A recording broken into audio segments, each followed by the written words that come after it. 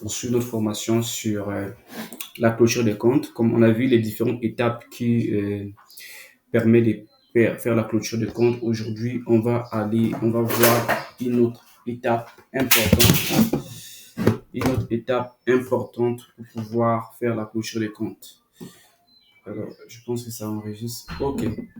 Super. Donc, je suis Hervé Maïma, votre expert en comptabilité comptable et accompagnement des entrepreneurs, des professionnels dans le domaine de la comptabilité, de la finance, l'analyse financière, contrôle de gestion et bien d'autres compétences innovantes. Aujourd'hui, on parle d'intelligence artificielle et je vais travailler avec vous sur ça à travers ma formation. Aujourd'hui, je t'invite à suivre scrupuleusement cette formation qui va vraiment t'aider. C'est pour trois raisons respectives. C'est des raisons de permettre d'avoir des outils, des compétences nécessaires afin de faire correctement ta clôture. Alors, nous avons identifié les différentes étapes pour faire la balance et nous avons vu comment est-ce que tu vas générer la balance à travers le logiciel, à travers l'ERP. Aujourd'hui, on va voir maintenant comment est-ce que on va aller étape par étape, utilité de la balance. Nous avons dit l'utilité de la balance ici, premièrement, c'est vérifier la régularité de la comptabilité. Deuxièmement, c'est préparer les opérations d'inventaire. Troisièmement, c'est assurer l'équilibre, s'assurer de l'équilibre de la balance. Et quatrièmement, c'est identifier des comptes suspects, donc des comptes d'attente de soldes qui sont anormaux et incohérents. Alors, quels sont les travaux à réaliser pour pouvoir faire la clôture des comptes? Déjà, ici, la première étape, on a dit, c'est l'étape de récupérer, d'obtenir la balance avant inventaire. Mais avant d'arriver à la balance avant inventaire, pour s'assurer que tu puisses avoir une balance un peu plus ou moins saine et une revue de manière beaucoup plus globale et approfondie, tu vas faire la revue générale des comptes. Parce que quand tu fais la balance avant inventaire, après, c'est nécessaire de faire la revue des comptes. La revue des comptes, c'est aller compte par compte pour voir si les soldes que nous avons au niveau de notre balance, par exemple, j'ai ici la balance. D'accord, je vais prendre par exemple notre balance des références. On est en train de travailler la balance N. On va se dire qu'on va travailler à aller cycle par cycle. Cycle des capitaux propres. On peut travailler sur les cycles des capitaux propres. D'abord, la classe 1. D'accord, tout ce qui est au passif. Et puis, on va voir quels sont les éléments de contrôle sur ces cycles-ci par rapport à ces cycles. Mais je vais donner un exemple. Je vais dire par exemple pour les comptes des immobilisations, par exemple, on va voir des immobilisations. Le but, c'est de vérifier est-ce que ce que moi j'ai dans le sol ici, dans cette balance, c'est des montants qui sont cohérents, c'est des montants qui sont réels. Alors, je vais m'appuyer sur des dossiers, sur des factures, sur des contrats, sur des supports matériels que je peux retrouver, qui me permettra de vérifier que les soldes qui sont portés au niveau de ma balance sont des soldes qui sont corrects. Et ça, c'est très important que je puisse avoir ça. Et après, tu peux venir aussi dans les cycles des fournisseurs ou des clients. Et de ce cycle-là, ça veut dire que sur les comptes fournisseurs, il va y avoir des soldes, des dettes fournisseurs qui va justifier en fait que ces soldes soient portés au crédit. Donc, je vais venir pour les comptes dans notre balance. Par exemple, pour les fournisseurs, le but, la cohérence, pour s'assurer de la cohérence de ces soldes, c'est que ça doit être créditeur. Donc, le compte fournisseur doit être créditeur dans le moment de contrôle. Et on voit ici exactement, c'est un solde qui est créditeur. Et si on voit ici qu'il y a un solde, le solde il est débiteur plutôt que créditeur, tout de suite, on va se rendre compte que c'est une erreur de comptabilisation. D'accord? Et on va aller maintenant au niveau du compte pour voir de manière beaucoup plus détaillée dans le grand livre qu'est-ce qui fait qui constitue cette erreur. Voilà. Donc ici, il faut que je m'assure que j'ai des factures qui sont là et que toutes les factures ont été enregistrées correctement. D'accord? Et donc, pour ce faire, il est très important de procéder à ce qu'on appelle le lettrage des comptes. Pourquoi on appelle le lettrage? Tu dois procéder par faire d'abord le lettrage des comptes des tiers. C'est très important. La première partie, quand tu vas faire, avant même de générer la balance, avoir un inventaire, tu t'assures que tu as bien fait ton lettrage. Le lettrage, ça veut dire que rapprocher les factures et les paiements des clients et les fournisseurs pour identifier les régularités, des créances douteuses ou des doublons. Quand tu fais le lettrage, ça va te permettre d'identifier, de rapprocher donc tous les paiements parce que nous avons des créances avec les clients lorsque. Alors, comment ça se passe? je vais te présenter l'écriture comptablement comment ça se passe parce que ici le but c'est que je puisse euh, te montrer je ne sais pas si je vais retrouver ça ici mon tableau alors c'est pas ça désolé accorde-moi un peu de temps que je retrouve là où je fais voilà je pense que c'est ici je peux identifier ici pour que tu vois comment est-ce que ça peut se passer le lettrage en fait l'idée c'est que tu comprennes c'est quoi le lettrage c'est quoi le lettrage je pense que de la formation alors comment est-ce que ça se passe normalement éventuellement je vais prendre une écriture alors, je suis ici sur une écriture, par exemple, je vais dire que nous avons acheté un bien, d'accord? On va débiter, c'est-à-dire que nous avons la comptabilité, quand ça va être enregistré, nous avons la partie, une colonne, c'est-à-dire qu'on va dire que c'est pour les comptes, une colonne pour les libellés, d'accord? Une colonne pour, voilà, montant, débit, ok? Et pour le mouvement, hein. Et ensuite, nous avons une colonne peut-être sur montant, crédit, d'accord? Nous avons ici la partie solde, donc solde peut-être, on va dire qu'ici solde, début en fait, on laisse comme ça, après on va voir les soldes après. Ok, ça veut dire qu'après nous avons la date. Il y a quelque chose ici que j'ai oublié de mettre, désolé. Ici nous avons la date, la période, une date comptable, d'accord? Nous avons la date comptable ici, voilà. Donc, ici, voilà comment est-ce que votre journal comptable est représenté quand vous allez éditer après. Ça, vous allez retrouver ça. Si on va utiliser, si vous travaillez sur Sage Comptabilité, on va venir sur Sage parce que pour moi, c'est pour voir la formation, elle est pratique. Au même moment que je vous présente l'aspect théorique, je vous amène de la pratique. Comment est-ce que les écritures se présentent. Je vais par exemple sur les journaux d'achat. Je viens ça directement ici. Je suis en train d'enregistrer au niveau du mois, par exemple, on a enregistré du mois de mai, une écriture de 2021. Alors, je vais ouvrir, je suis dans le journal d'achat. Qu'est-ce qui se passe? Voilà.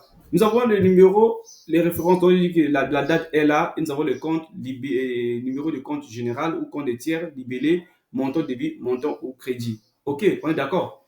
Alors, on va passer l'écriture d'achat.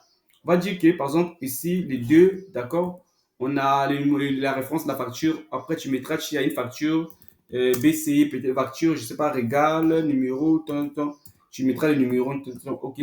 Tu vas venir ici sur le compte d'achat, tu t'habilles, tu choisis le compte, je vais dire par exemple, carburant des véhicules de projet. D'accord? On va dire que facture, numéro, peut-être tout le temps. D'accord? Numéro, tant, tant, tant, tant. Voilà, je réponds le numéro de la facture peut-être et je mets ici, par exemple, on a pris le carburant et qui a été acheté à 775, 750 000. D'accord?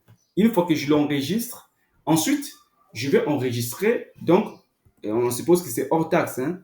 Euh, je vais enregistrer ici, donc, ici, le compte tiers. Ça veut dire que les fournisseurs, éventuellement, je vais prendre un fournisseur comme ça. Ça veut dire que je vais prendre un fournisseur 41 général. Et ça va me demander de prendre un fournisseur des comptes tiers respectifs. J'ai choisi ici le fournisseur approprié. Par exemple, il n'est pas là. Comme c'est des carburants, je vais dire que par exemple, le fournisseur approprié, ça va être par exemple X-All. Par exemple, les carburants, j'ai pris ça sur X-All. Donc, je fais comme ça. Je vais mettre ça X-All. Alors, si tu auras des soucis, tu vas poser des questions et puis nous allons te répondre, soit dans le groupe, d'accord, ou dans le groupe ou dans la plateforme, d'accord. Je choisis ici fournisseur, tac, tac, tac, tac, tac, tac. Je vais enregistrer. Alors, en fait, voilà, je t'habille, ça va au crédit automatiquement. Voilà, je débite. Qu'est-ce qui s'est passé ici? J'ai débité un compte de charge, j'ai crédité ici un compte d'engagement, c'est-à-dire un compte du fournisseur approprié. C'est-à-dire que je le crédite, ça veut dire que je constate que on le doit en fait. Ça veut dire simplement que je constate la dette envers ce fournisseur.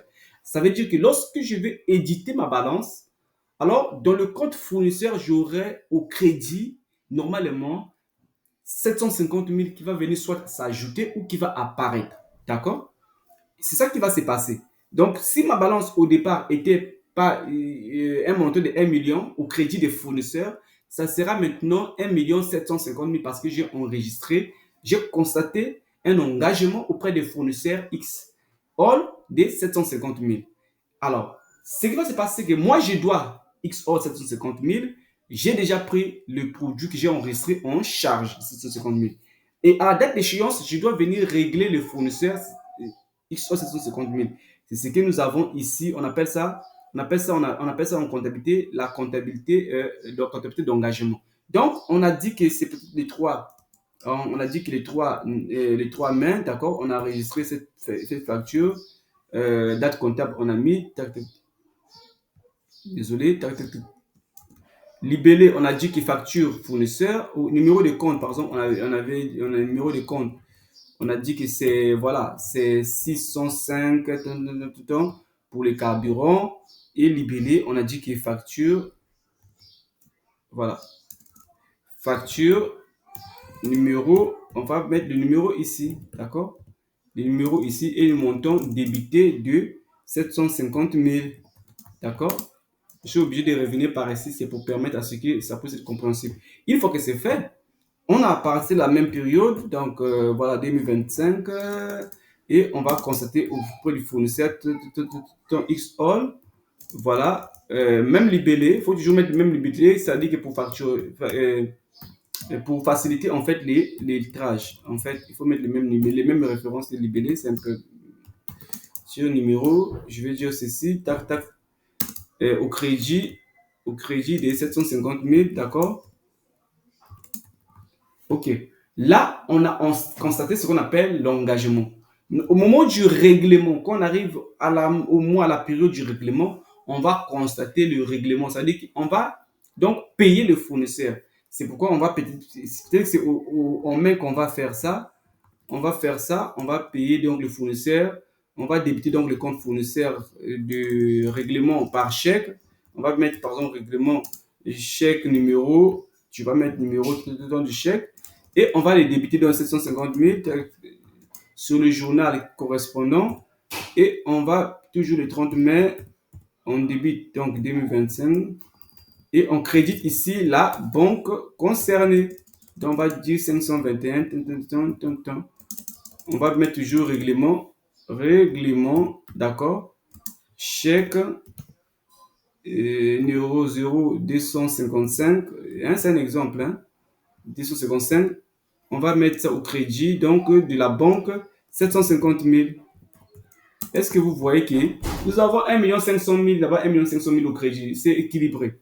Donc, on a payé le fournisseur au crédit de la banque. Alors, le lettrage, ça signifie quoi? C'est qu'on va venir lier, on rentre dans le compte fournisseur XAll, on va retrouver le moment où on avait passé la dette 750 000 et avec moment où on a réglé 750 000, on va les lettrer, on va les mettre, on va affecter à ça la même lettre, d'accord?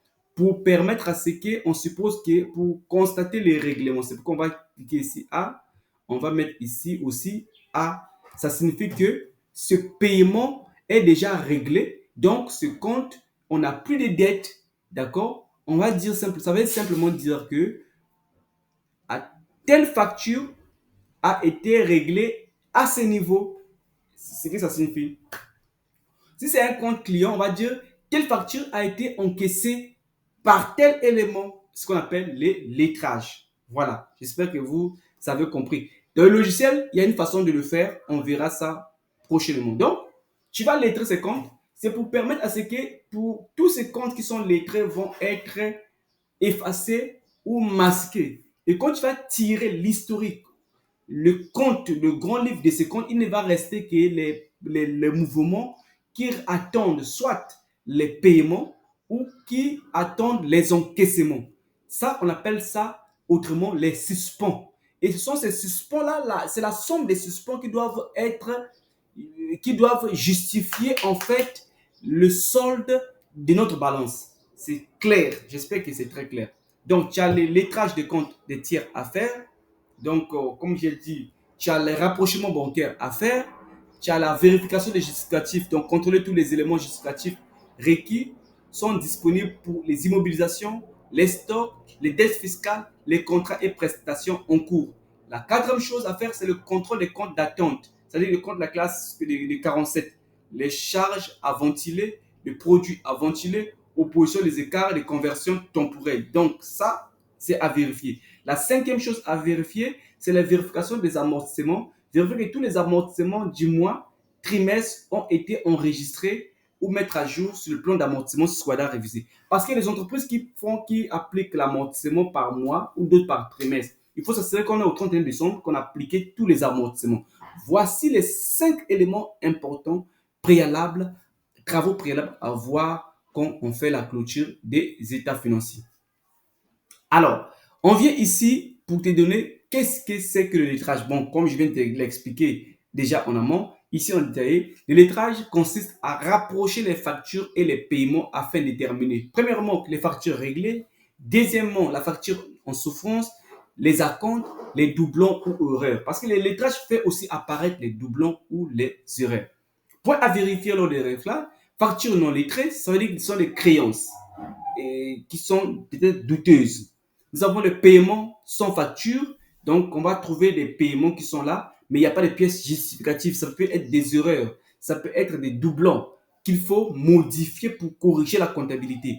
Nous avons ici les lettrages incompris sur les distorsions des soldes. Nous avons les factures en double qui fera l'objet de vérifications. Et donc, le lettrage va venir apurer et nettoyer notre comptabilité pour ressortir les erreurs, les imputations qu'il faut corriger. Alors, on a donné un exemple ici. Donc, comme ce que je viens de présenter tout à l'heure, on va voir l'exemple. Le 5 janvier, nous avons la facture 001. On a constaté la vente des marchandises au débit et on a fait le règlement du 15 janvier de ce client 250 000. D'accord? Ça signifie que lorsqu'on avait constaté dans la vente de la marchandise pour ce client, le solde était porté, les soldes débitaires de 250 000. Lorsqu'il a réglé les clients, quand on a crédité, le solde devient 0 et on a fait le lettrage AA. Donc, le lettrage consiste donc à rapprocher les factures et les paiements. Opération ayant la même lettre s'annule. C'est pourquoi nous allons avoir ici le solde et ça supprime l'opération dans l'historique du compte du client ou du fournisseur. Nous avons ici les paiements sans facture sont des erreurs et le lettrage incomplet, c'est les distorsions du solde. Rapprochement bancaire, on va s'arrêter par ici et puis on va revenir sur rapprochement bancaire.